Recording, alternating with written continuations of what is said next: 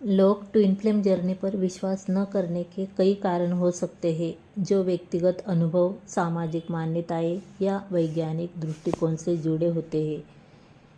यहाँ कुछ मुख्य कारण दिए गए हैं। नंबर 1, वैज्ञानिक प्रमाणों की कमी। ट्विन फ्लेम का विचार आध्यात्मिक और आध्यात्मिक अनुभवों पर आधारित है, न कि ठोस वैज्ञानिक प्रमाणों पर। ऐसे में जो लोग किसी चीज़ को तभी सच मानते हैं जब वह विज्ञान से प्रमाणित हो, वे इस जर्नी पर विश्वास नहीं करते। नंबर 2, भ्रम और गलत जानकारी।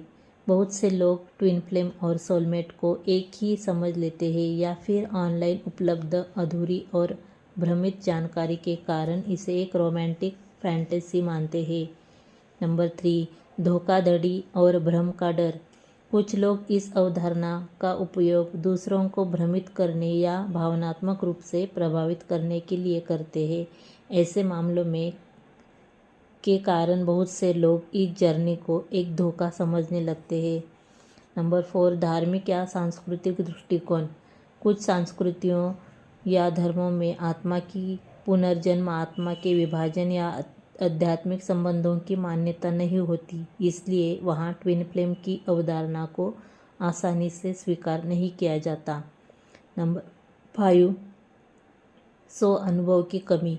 ट्विन फ्लेम जर्नी अक्सर बेहद गहरी, भावनात्मक और ट्रांसफॉर्मेटिव होती है, जिसे वही व्यक्ति ठीक से समझ सकता है जो इसे स्वयं अनुभव करता है। जिन लोगों को यह अनुभव नहीं होता, वे इसे कल्पना या अतिशयोक्ति मान सकते हैं।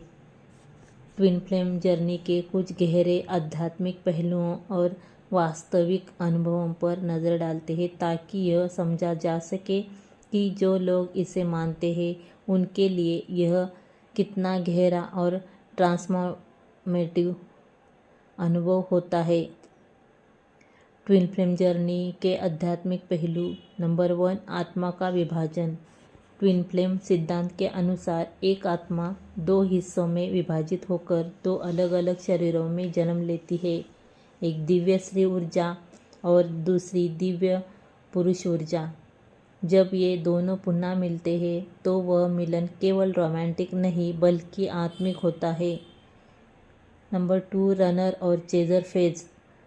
बहुत बार इस जर्नी में एक ट्विन रनर बनता है जो डरकर भागता है और दूसरा चेजर जो जुड़ाव बनाए रखने की कोशिश करता है। ये फेज आत्मा की परिपक्वता और हीलिंग की प्रक्रिया का हिस्सा होते हैं।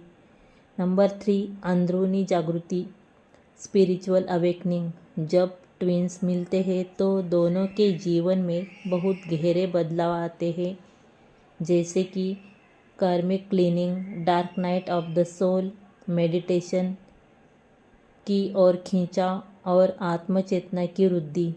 नंबर 4, मिलन से पहले का बिछोह, separation before union. Twin flames का मिलन तब तक नहीं होता जब तक दोनों आत्माएं अपने कार्मिक लेसन को न सीख ले, इसलिए सेपरेशन एक बहुत ही जरूरी और आध्यात्मिक प्रक्रिया मानी जाती है। नंबर 5, दिव्य मिशन, डिवाइन पर्पस।